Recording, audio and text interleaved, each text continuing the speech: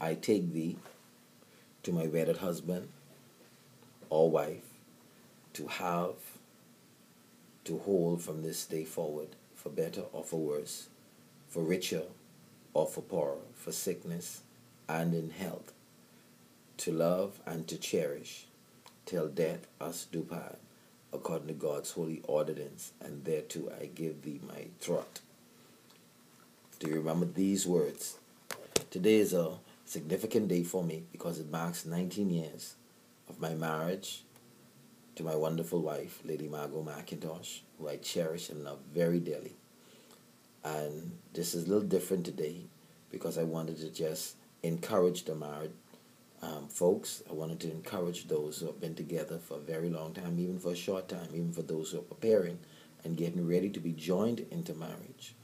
And I want to encourage you because all marriages, even mine, has its ups and its downs. And sometimes you have your happy times, and sometimes you have your sad times. You have your trial times, but trial comes to make us strong.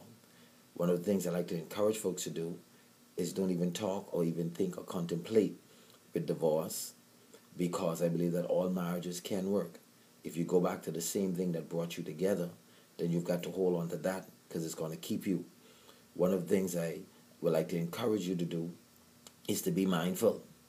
And I'm very concerned of those folks who always say, leave that man, leave that woman. The thing about it is that you've invested your time, you've invested your love, you've invested your trust in someone. And I don't think you should just let it go so easily. Things like marriages and love is something worth not just praying for, but also fighting for. So you've got to hold on to that which you believe is yours. And you've got to trust that God will keep you and bring you out. There are times that you're going to be tested, but you've got to come through. You've got to trust that man. You've got to trust that woman.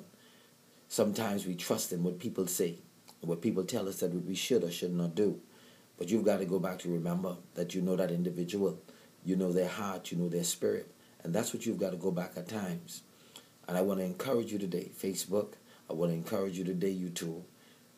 All of you who are married. Today is 19 years for me.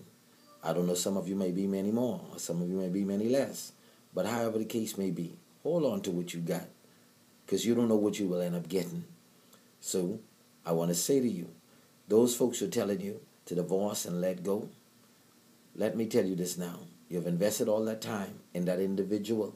Could you imagine trying to start a whole new life with someone else, with another set of problems, another set of situations? So appreciate what you got. What we've got to do is learn to stop trying to change each other and learn to conform to each other. And in doing that, it makes it a whole lot easier.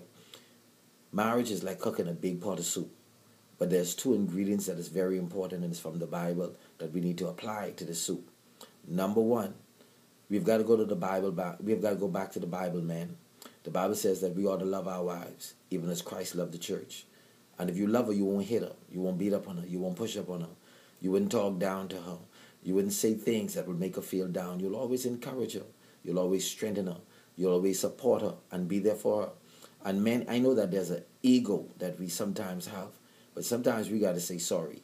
Sometimes we've got to admit that we're wrong. And most of the time we are, but we just hate to admit. But if we can bring ourselves to the place to say, I'm sorry and I was wrong, it makes our marriages and our relationships a lot easier. The second ingredient to you women, and it's from the Bible. The Bible says you ought to obey. You ought to obey your husband. You ought to obey. And that's simple. That means that you've got to be prepared to be submissive. You've got to be prepared to be humble. You've got to be prepared to hear. You can't want to rule the husband, rule the house, rule the money, rule the situation. It just can't work because that's not Bible. Go back to the promises and the vows that you made to each other. Hold on to the commitment. Hold on to the vow. Trust God in all things. And remember that God has blessed you. And you've got to continue to trust God and hold on to God's unchanging hand.